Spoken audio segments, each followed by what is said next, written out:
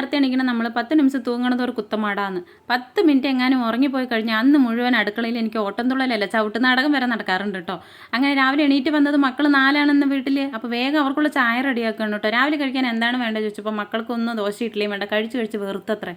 അപ്പോൾ ചോറ് മതി.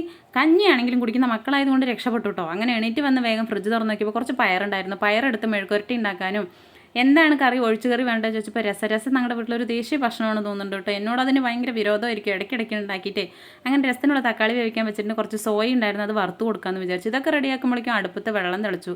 പിന്നെ പോയ അടുപ്പത്ത് വെള്ളം തിളച്ച വെള്ളത്തിലേക്ക് അരി ഇടുമ്പോൾ നിങ്ങൾക്ക് കാണാൻ പറ്റുന്നുണ്ടല്ലോ എത്രത്തോളം വൈകി എണീറ്റെന്ന്. അത് കഴിഞ്ഞ് വന്നത് ഒരു ചായ കുടിക്കുകയാണ്. കാരണം ഇനി അടുത്തടുത്തുള്ള ജോലികൾ ആലോചിച്ചുകൊണ്ടിരിക്കുകയാണല്ലോ. അങ്ങനെ ചായ കൂടി കഴിഞ്ഞ് വന്നത് വേഗം പയർ മെഴുക്കുവരട്ടി ഉണ്ടാക്കി. സോയ വറുക്കാനായിട്ടൊക്കെ മസാല തേച്ച് വെച്ചിട്ടുണ്ട്. രസത്തിനുള്ള താളിക്കുമ്പോഴാണ് വിചാരിച്ച് കുറേ മല്ലിയില ചീത്തയൊക്കെ കിടക്കുന്നുണ്ടായിരുന്നു. പിന്നെ നമ്മുടെ ലവ് ബേർഡ്സ് ഉള്ളത് കൊണ്ട് അത് തിന്ന് തീർത്തോളും. അങ്ങനെ അവർക്ക് കൊണ്ടുപോയി കുറച്ച് ജീവിക്കാനുള്ള ഭക്ഷണം കൊടുത്തിട്ട് വന്നതിന് ശേഷം കുറച്ച് അലക്കൽ പണിയും പാത്രം കഴുകൽ പണിയൊക്കെ ഉണ്ടായിരുന്നു കേട്ടോ. ഡെയിലിയും കാണിച്ച് ബോറടിപ്പിക്കേണ്ടെന്ന് വിചാരിച്ചു ഞാൻ. അങ്ങനെ അതൊക്കെ കഴിഞ്ഞ് വരുമ്പോഴേക്കും എന്തായാലും സമയം വൈകിയല്ലോ, ഇനിയിപ്പോൾ ഫുഡ് അടിക്കാമെന്ന് വിചാരിച്ചു. അപ്പോൾ ചോറും തക്കാളി രസവും പയറും മെഴുക്കുവരട്ടിയും സോയ വറുത്തൊക്കെ കൂടി അടിപൊളിയായിട്ട് ലഞ്ച് കഴിച്ചപ്പോൾ നമ്മുടെ വീഡിയോ ഇഷ്ടമാണെങ്കിൽ ഒന്ന് സബ്സ്ക്രൈബ് ചെയ്യുക, സപ്പോർട്ട് ചെയ്യുക. അപ്പോൾ നാളെ മറ്റൊരു വീഡിയോ കാണുന്നവരെയും ബൈ.